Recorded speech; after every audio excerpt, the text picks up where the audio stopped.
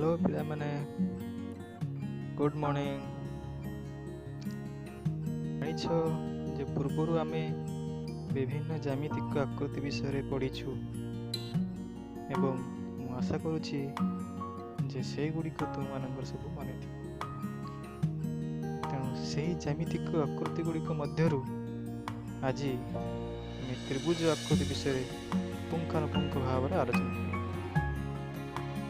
तुम जानिछ जे तीन बाहुर आबद्ध क्षेत्र को त्रिभुज बोली कही एवं यार तीनोटी कोण और तीनोटी शीर्ष अच्छी यह तुम जानिछ।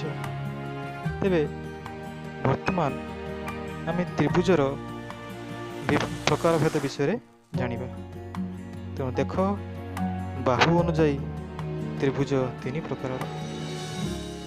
एक रे देख समबाहु त्रिभुज जार तीन बाहु जाक समान। तुम्हें देखुवा क ख ग त्रिभुजर क ख ख ग क ग बाहुत्र समान अटंती।